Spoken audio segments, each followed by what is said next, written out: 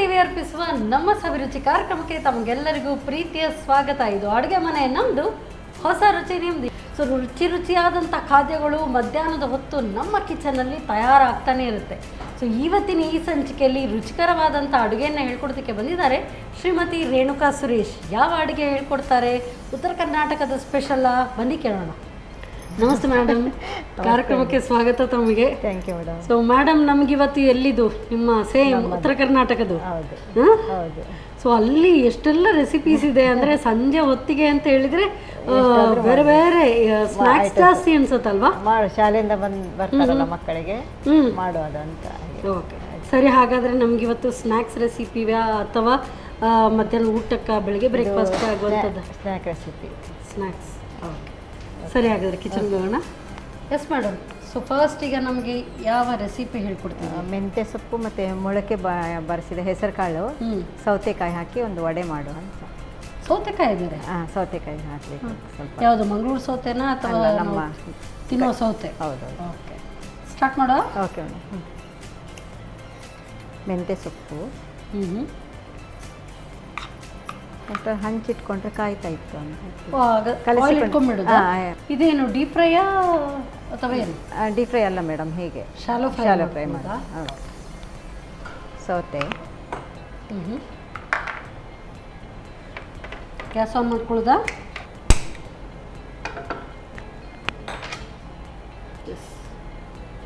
ಬಟಾಟೆ,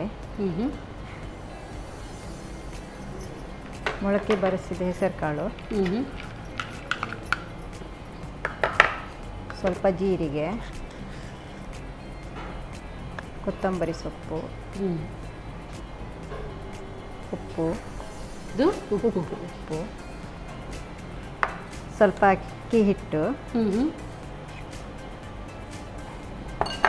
ಸ್ವಲ್ಪ ಕಡಲೆ ಹಿಟ್ಟು, ಸ್ವಲ್ಪ ಧನಿಯಾ ಪೌಡರ್. ಧನಿಯಾ ಪುಡಿ. ಓಕೆ, ಎಲ್ಲ ಪೌಡರ್ಸ್ ಎಲ್ಲ ಹಾಕೊಂಡ್ರೆ ಇಮಿಡಿಯೇಟ್ ಆಗಿ ಆಗುತ್ತೆ. ಪೇಪರ್ ಪೌಡ್ರು, ಪೆಪ್ಪರ್ ಪೌಡರ್, ಇದು ಚಾಟ್ ಮಸಾಲ ಸ್ವಲ್ಪ ಎಲ್ಲ ಹಾಕಿ, ಸ್ವಲ್ಪ ಲಿಂಬೆ ಹುಳಿ ಹಾಕಿ ನೀರು ಹಾಕಿ ಕಲಸೋದು.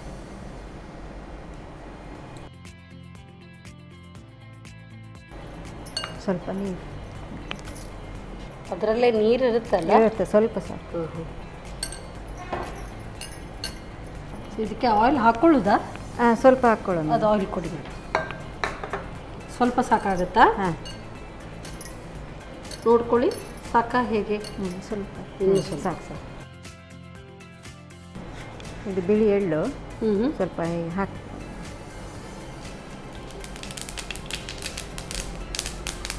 ಅದಕ್ಕೆ ಕಲ್ಸ್ಕೊಳ್ಳುವಾಗಲೇ ಬೇಕಾಗಿಲ್ಲ ಮೇಲೆ ಹಾಕಿ. ಮೇಲೆ. ಓ, ಇದು ಇಷ್ಟೇ ಸಾಫ್ಟ್ ಆಗಿರುತ್ತಾ? ಈ ಥರ. ಹೌದು. ಸೊ ಇದು ಈವ್ನಿಂಗ್ ಟೈಮ್ ಸ್ನ್ಯಾಕ್ ಅಲ್ಲ? ಹೌದು, ಸಂಜೆ ಟೈಮಲ್ಲಿ. ಸೊ ಅಕ್ಕಿ ಹಿಟ್ಟು ಮತ್ತು ಕಡಲೆ ಹಿಟ್ಟು ಸ್ವಲ್ಪವೇ ಸಾಕು? ಸ್ವಲ್ಪ ಸಾಕು. ಮತ್ತೆ ಪುನಃ ಮೇಲೆ ಎರಡು ಸೈಡ್ ಎಳ್ಳು ಸಿಕ್ಕಿದಾಗ. ಹೌದೌದು.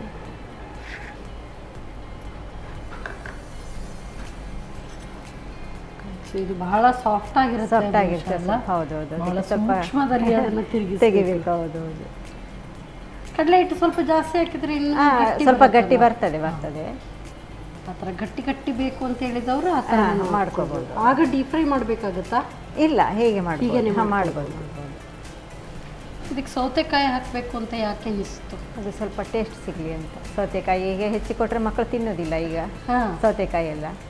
ಅದಕ್ಕೆ ಇದರಲ್ಲಿ ಹಾಕಿದರೆ ಸುಮ್ಮನೆ ತಿಂತಾರೆ. ಇನ್ನೂ ಸ್ವಲ್ಪ ಅಂದರೆ ಬೆಳ್ತಿದ್ದು ಇದ್ರೆ ಹಾಗೆ ಉಳಿದೋಗುತ್ತೆ, ಆವಾಗ ಈ ಥರ ಮಾಡ್ಕೊಂಡು ಅದು ಬೆಸ್ಟ್.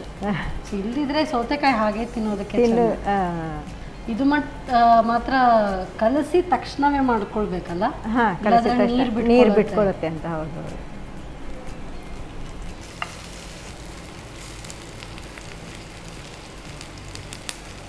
ಮೆಂತ್ಯ ಸೊಪ್ಪೆಲ್ಲ ಸ್ವಲ್ಪ ತಿನ್ನಲ್ಲ ಅಂತ ಹೇಳೋರಿಗೆ ಈ ಥರ ಯಾವಾಗಲೂ ಬರೀ ನಾವು ಒಂದು ಭಾಜಿಗೆ ಮಾಡ್ತೀವಿ, ಇಲ್ದಿದ್ರೆ ಏನಾದರೂ ಮೇಥಿ ಪರಾಠ ಅದಕ್ಕೆಲ್ಲ ಚೆನ್ನಾಗಿರುತ್ತೆ.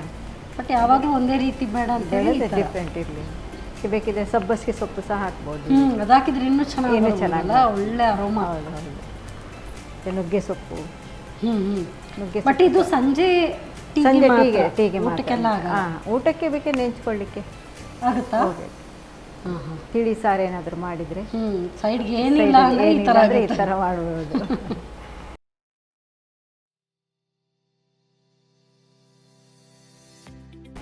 ತೆಗಿಯುದಾ? ಆಯ್ತಾ ಇದು? ತೆಗಿ. ಬಹುಶಃ ಆಗಿದೆ ನೋಡುವಾಗ ಅನ್ನಿಸ್ತಾ ಇದೆ. ತೆಗಿಯುದಾ? ಓಕೆ.